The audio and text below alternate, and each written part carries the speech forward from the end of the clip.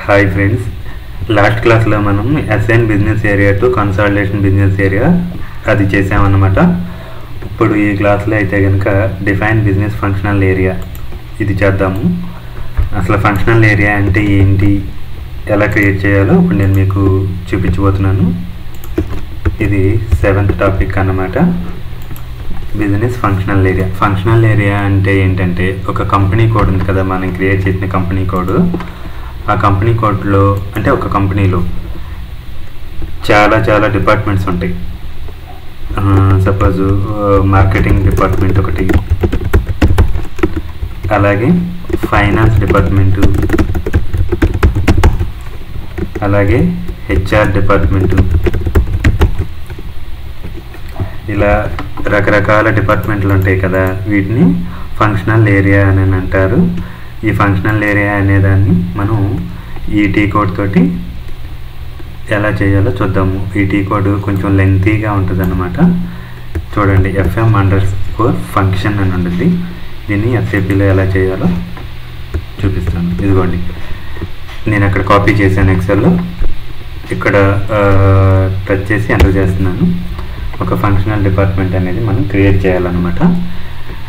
Friends, ఈ T code ఇచ్చి enter చేయగానే మనకి పేజ్ అనేది ఇలా ఓపెన్ అయింది, కాన్ఫిగరేషన్ పేజీ. ఓపెన్ అయిన తర్వాత ఇక్కడ ఫంక్షనల్ ఏరియాకి ఒక నెంబర్ అనేది ఇవ్వాలన్నమాట మనం.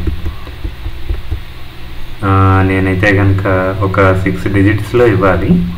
నేనైతే ఇది ఇస్తున్నాను, 111004 అని ఇస్తున్నాను.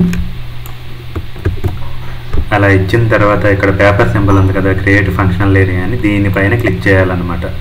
క్లిక్ చేసిన తర్వాత ఇక్కడ ఆ యొక్క ఫంక్షనల్ ఏరియా నేమ్ అనేది ఇవ్వాలి. చూడండి, ఫంక్షనల్ ఏరియా టెక్స్ట్ అని ఉంది కదా, ఇక్కడ నేమ్ అనేది ఇవ్వాలి. నేను ఫైనాన్స్ డిపార్ట్మెంట్ అయితే తీసుకుంటున్నాను. ఇది ఈ కంపెనీ కోడ్కి మనకి ఎప్పటి నుంచి ఎప్పటి వరకు ఈ యొక్క డిపార్ట్మెంట్కి వర్క్ చేయాలన్నది ఇక్కడ ఇవ్వాలన్నమాట. వ్యాలిడ్ పీరియడ్ అనేది వ్యాలిడ్ ఫ్రమ్, నేను 1st ఏప్రిల్ నుంచి తీసుకుంటున్నాను, 2024 నుంచి. ఇది వ్యాలిడిటీ వచ్చేసి 31st మార్చ్ 2025 వరకు తీసుకుంటున్నాను. ఎక్స్పైరేషన్ డేట్ కూడా నేను 31st మార్చ్ ఇస్తున్నాను. వచ్చి ఎంటర్ ప్రెస్ చేస్తున్నాను. దీనికి ట్రాన్స్పోర్ట్ రిక్వెస్ట్ అనేది జనరేట్ కాదన్నమాట, ఇది డైరెక్ట్గా సేవ్ అవుతుంది. ఇప్పుడు నేను సేవ్ బటన్ మీద క్లిక్ చేయగానే ఇక్కడ కింద స్టేటస్ బార్ దగ్గర ఏమి రావాలి, డేటా వాస్ సేవ్డ్ అని వచ్చింది అన్నమాట. చూడండి, అదిగోండి, functional area 111004 has been saved. అదే వేరే దాంట్లో అయితే డేటా వాస్ సేవ్డ్. ఇది functional area 111004 has been saved అంటే గ్రీన్లో వచ్చింది కాబట్టి సేవ్ అయిందంట ఇది, ఈ కాన్ఫిగరేషన్ అనేది. ఇప్పుడు మనం ఇక్కడ ఇవ్వాలి 1004 అనేది. ఈ యొక్క ఫంక్షనల్ ఏరియా అనేది నేను ఇక్కడ టీ కోడ్ అనే కాలంలో ఇస్తున్నాను, ఇక్కడ రిమూవ్ చేసేస్తున్నాను. అంటే డిఫైన్ బిజినెస్ ఫంక్షనల్ ఏరియా. ఈ ఫంక్షనల్ ఏరియాని క్రియేట్ చేయడానికి టీ కోడ్ ఇది. ఫంక్షనల్ ఏరియా అంటే ఏంటి, ఒక కంపెనీలో రకరకాల డిపార్ట్మెంట్స్ అనేవి ఉంటాయి. ఆ డిపార్ట్మెంట్ని ఒక్కొక్క డిపార్ట్మెంట్ని ఒక్కొక్క ఫంక్షనల్ ఏరియా అంటారు. ఒక్కొక్క నెంబర్ ఇవ్వాల్సి ఉంటుంది అన్నమాట అది క్రియేట్ చేసుకునేటప్పుడు. ఇలా చేయాలి మనం.